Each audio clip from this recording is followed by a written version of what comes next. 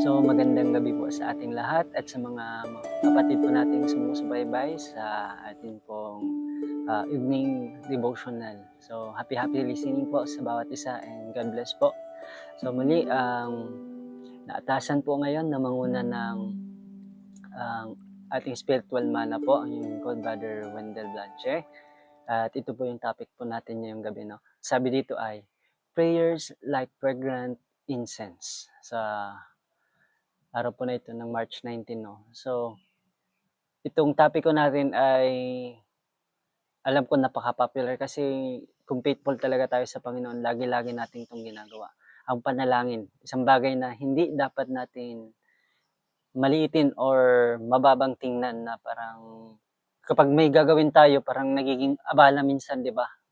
Pero yung kapangyarihan po ng panalangin ay tingnan natin na ang importansya nito na kayang anong klaseng kapangyarihan ang magagawa nito sa buhay natin.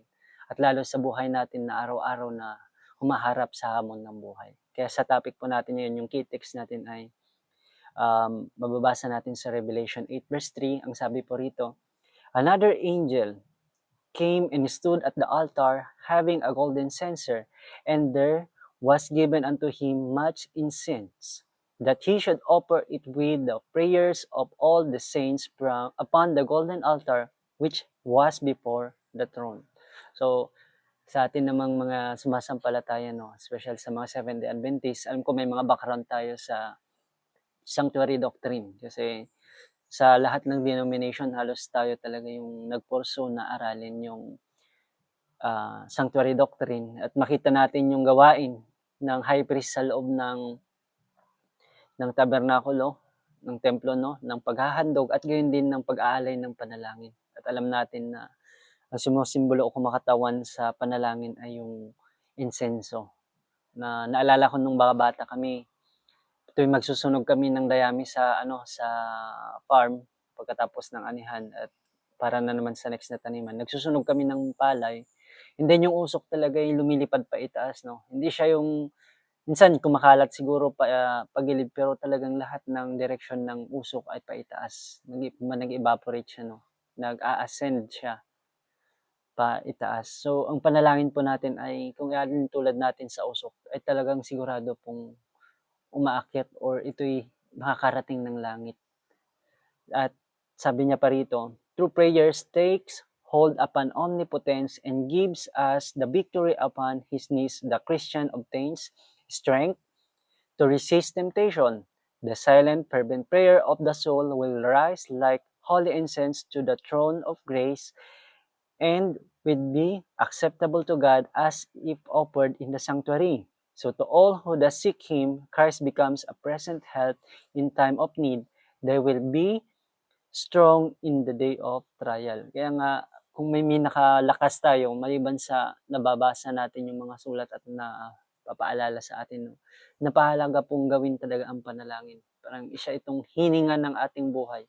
Kung may times na hindi natin nadala talaga yung Bible natin, yung mga reading materials natin, o yung mga lahat ng mga bagay na nangyayari sa atin, ay nagsisilbi po talaga ang panalangin na pinaka-connection natin sa Diyos na nagbigay ng buhay at pumoprotekta at may control sa lahat. At doon nagkakaroon po tayo ng kapanatagan at yun din lumalalim po ang ating relasyon at yung pakikibaka kapag ang pagsubok ay darating na. Walang iba po kundi panalangin lamang. No? Sabi niya pa rito, it has wonderful favor for any man in this life to be commended of God as was Cornelius, and what was found the ground of disapproval, thy prayers and thy alms are come up for a memorial before God. So alam natin na si Cornelius, isa siyang sundalo o opisyal ng Roma at hindi siya, kung ibig sabihin, hindi siya connected kung tutuusin kagaya nating mga hentil sa literal na bansang Israel, no? Hindi siya connected sa anuman sa tabernakulo. Pero dahil nga pinakita ni Kristo, binake niya ang barrier na ang doctrine lang ng sanctuary ay hindi lang naman para sa bansang Israel kundi lahat sa atin. So ibig sabihin, even yung panalangin ng mga sabi nating hindi pakaanib ng ating mga pinaniniwalaan o pinasasampalatayan ay naririnig ng Diyos ang kanilang panalangin. Kaya wag nating isipin na ay panalangin lang yan, no. mali yung panalangin niya kasi mali yung pagkakilala niya sa Diyos o mali yung mga panalangin na ano. So, yung bawat phases ng ating journey, ng ating faith, ay alam ko yung habag at pang-unawa ng Diyos na hindi masukat ay naroon. Na pinapakinggan niya po ang ating panalangin. Kahit ano pa yung klase ng pagkatao meron po tayo. At especially sa mga taong akala natin na hindi pa nila naunawan at nabasa lahat ng mga siguro sinasabi nating naabot natin. Pero tingnan niyo po dito ay ang Panginoon ay nasa kanila at napapakinggan po ang kanilang panalangin. Sabi niya po rito, neither prayer nor almsgiving has any virtue in itself to recommend the sinner to God. So the grace of Christ through His atoning sacrifice can alone renew the heart and make our service acceptable to God. This grace had moved upon the heart of Cornelius. So, no, yun yung dapat isaalang-alang natin na hindi dahil sa mga panalangin o ano pa man na ating ano no, kundi yung tayo'y nirekomenda ni Kristo sa Ama. Tayo'y katanggap-tanggap kahit anong lahi tayo, ano mang katungkulan natin, tayo maaring katanggap-tanggap sa harapan ng Ama at tayo'y karapat-dapat din po na ma-restore sa nawalang Eden na ating orihinal na tahanan. Kaya dapat dito sa buhay pa lang sa lupa ay magmakaawa na tayo, makiusap tayo, i-build natin yung relasyon sa Ama. Huwag tayong yung mga tao na mapagmalaki sa harapan ng Diyos, kundi nagbigay na nga ang Diyos ng communication din na tayo mapalapit sa Kanya at mapanumbalik sa talagang kalagayan na nais ng Diyos para sa mga tao. O di ba? Napakabuti ng Panginoon. So, sabi niya, the Spirit of Christ had spoken to his soul. Jesus had drawn him and he had yielded to the drawing. His prayers and alms were not urged or exhorted from him. They were not a price he was seeking to pay in order to secure heaven, but they were the fruit of love and gratitude to God. Kaya kung maintindihan natin yung isipan ni Kristo, no, yung Espiritu ni Kristo, sabi niya rito, ang nakikipag-usap sa ating kaluluwa. Kumbaga, heart to heart ba, na yung pagpunta ni Cornelius, actually, yung paglapit niya kay Pedro, ay talagang alam natin mula sa puso yun na sinseridad. Hindi lang yun yung ginagawa natin minsan siguro kung dinadaanan tayo na tinatamad mag-worship, ay kailangan lang mag-pray, kailangan lang gawin ito, pero alam mo yung damdamin ni Cornelius talaga ay yung talagang nasa puso niya yung alam niyang gusto niyang mangyari at yun yung pinapanalangin niya. Kaya such prayer from sincere heart ascends an incense before the Lord and offering to His cause and gifts to the needy and suffering are a sacrifice well pleasing to Him. Kaya kung mula sa puso po ang panalangin talagang kaya ng insenso po na pupunta sa alapaap, tinatanggap ng kalangitan, ay yun din po yung ating panalangin. So, ang Panginoon na ang nakakaalam ng lahat ng bagay. Wala tayong karapatang manghusga.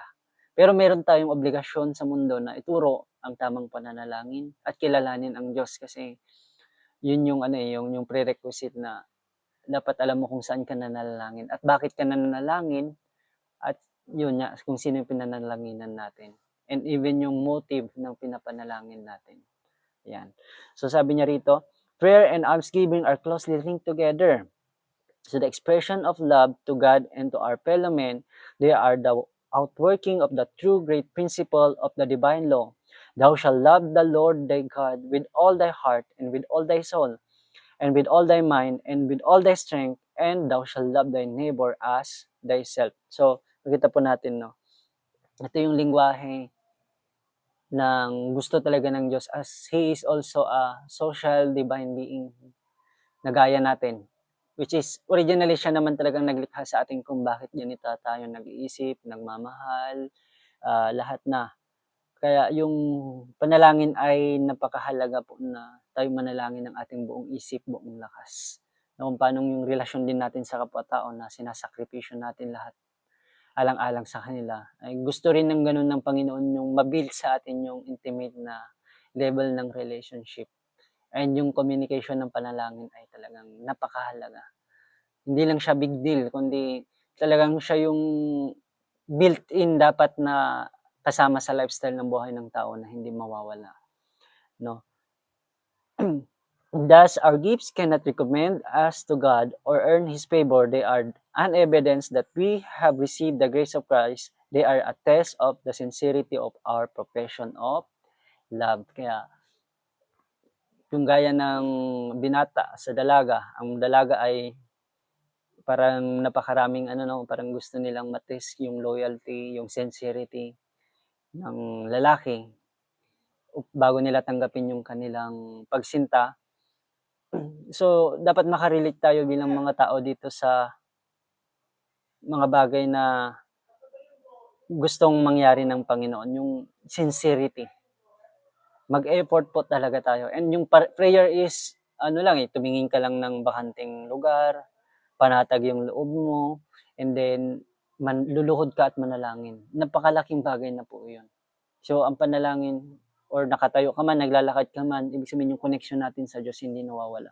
So, yun yung loyalty, di ba? Pansin din natin yung mga tao, gusto nila nga kung hanggat maaari, yung mga nanay sa kanilang anak, 24 hours na nasa mata nila para hindi mapahamak. Ganun din ang mga tatay, ganun din ang mga tao na na-engage sa social relationship. Parang pag napalapit na tayo sa isang tao ay halos gusto nating protektahan sila 24/7 na hindi sila mawawala or magkaroon ng separation sa atin.